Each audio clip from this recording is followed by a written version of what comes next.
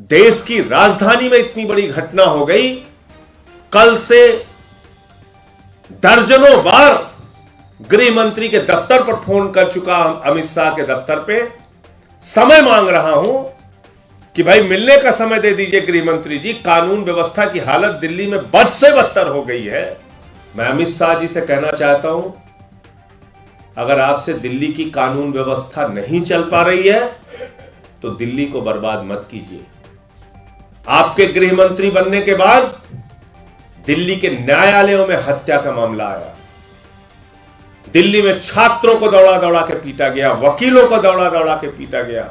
अमित शाह जी, अरविंद केजरीवाल जी के हाथों में दिल्ली की कानून व्यवस्था दे दीजिए, आपको ठीक करके हम दिखाएंगे कि कानून व्यवस्था कैसे सही होती है।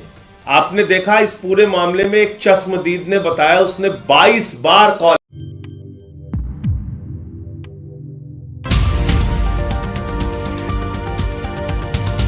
एक दुखद हृदय विदारक घटना, नृशंस हत्या की, दरिंदगी और हैवानियत की देश की राजधानी दिल्ली में घटित हुई।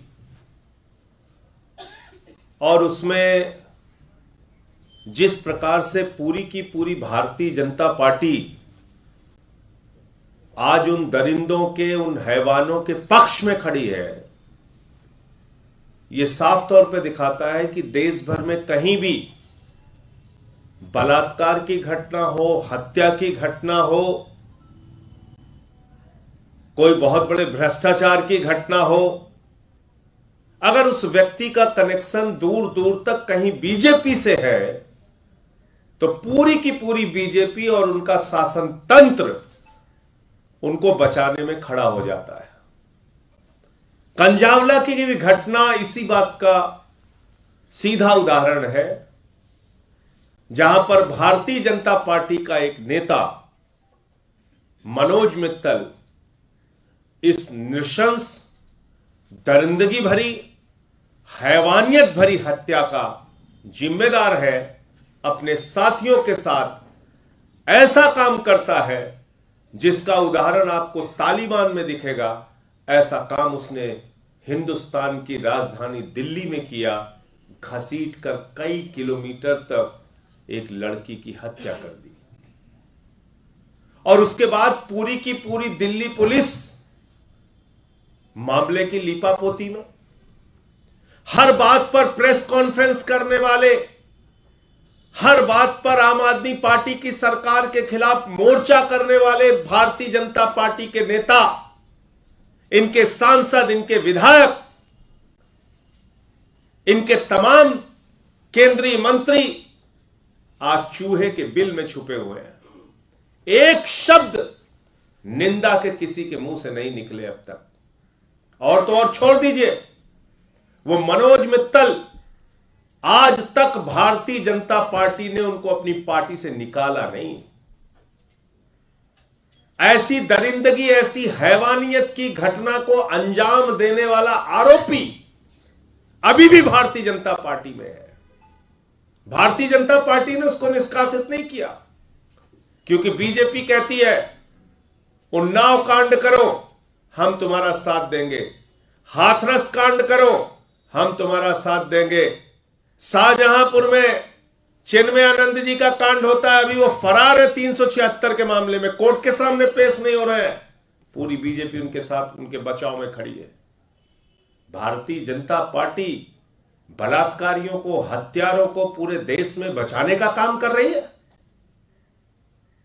और देश की राजधानी में इतनी बड़ी घटना हो गई।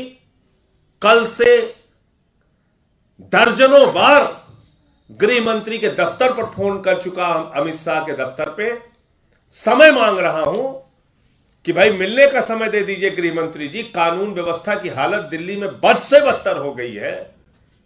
बड़े बड़े दावे किए दिल्ली पुलिस ने कि हम बैरिकेडिंग करेंगे, ये करेंगे, वो करेंगे, ऐसी चुस्त दुरुस्त कानून व्यवस्था रखेंगे न्यू ईयर के मौके पे, और बावजूद इसके 12 किलोमीटर 13 किलोमीटर तक एक लड़की को दरिंदे घसीट के जानवरों की तरह मार देते हैं।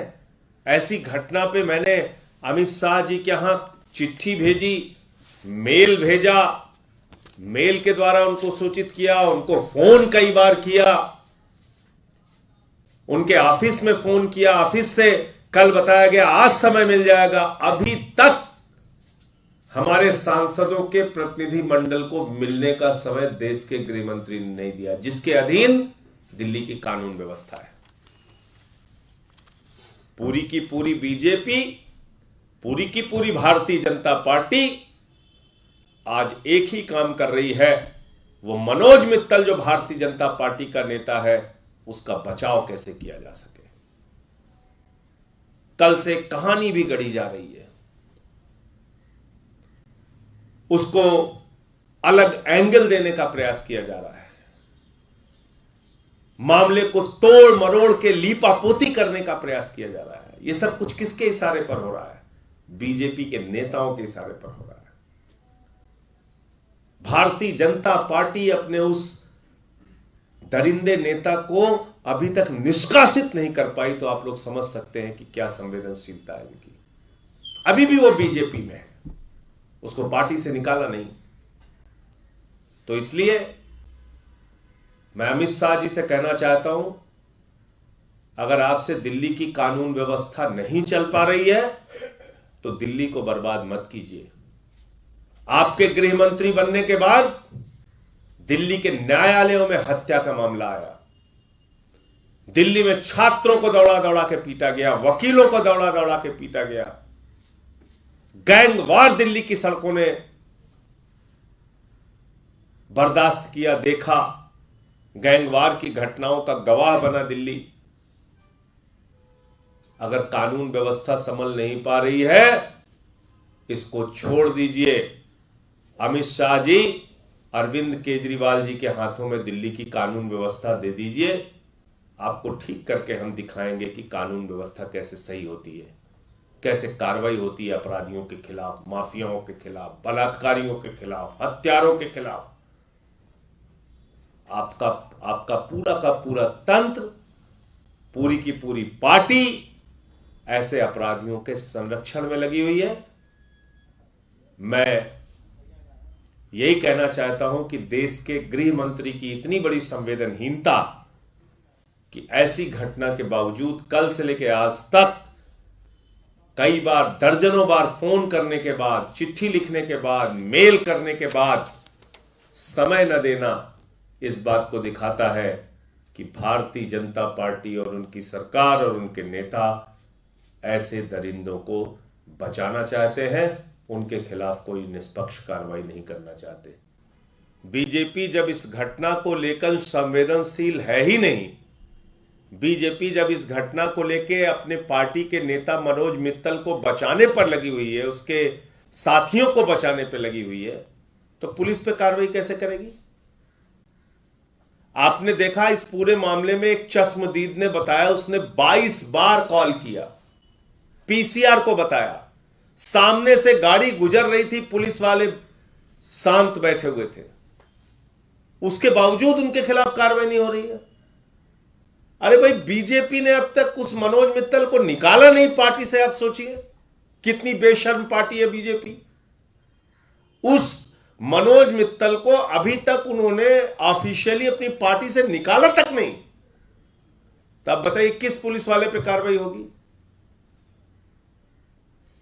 इसमें अगर एक निष्पक्ष जांच होती है तभी पता चल पाएगा क्या भूमिका पुलिस की रही पूरे इस मामले में। जो अभी तक सामने आ रहा है उसमें तो यह पता चल रहा है भाई 6-6 बैरिकेड पार करके वो लोग अपनी गाड़ियां लेके जाते हैं, बार बार फोन किया जा रहा है, बार बार सूचनाएं दी जा रही हैं। एक चश्मदीद ने सब कुछ, पूरी घटना को बयान दिया है, बावजूद इसके अगर पुलिस पर कार्रवाई नहीं हो रही है तो मैंने जैसे आपको कहा कि अगर देश के गृह मंत्री समय नहीं दे रहे हैं, पूरी की पूरी बीजेपी उनके पक्ष में खड़ी है, बीजेपी ने अब तक उस मनोज मित्तल को अपनी पार्टी से निकाला नहीं, तो बात बिल्कुल साफ है कि हत्या हो जाए, बलात्कार हो जाए, गुंडागर्दी हो जाए, माफियागिरी हो जाए, जो व्यक्ति बीजेपी से जुड़ा हुआ होगा उसके पक्ष में बीजेपी खड़ी होगी। और उसे ऐसे मामलों में कोई कार्रवाई नहीं। वीडियो में इतना ही दोस्तों। हमारा आपसे निवेदन है कि आप हमारे चैनल को लाइक शेयर सब्सक्राइब जरूर कीजिएगा, ताकि आपको लेटेस्ट अपडेट और वो खबरें मिलती रहे जिनको गोदी मीडिया नहीं दिखाता है। खासतौर से हमारे फेसबुक पेज हर खबर आप तक को जरूर लाइक और फॉलो कीजिएगा। फिलहाल इस वीडियो में इतना ही, हमें दीजिए इजाजत। आगे फिर मुलाकात होगी आपसे किसी ऐसी खबर के साथ। तब तक के लिए जय हिंद, धन्यवाद दोस्तों।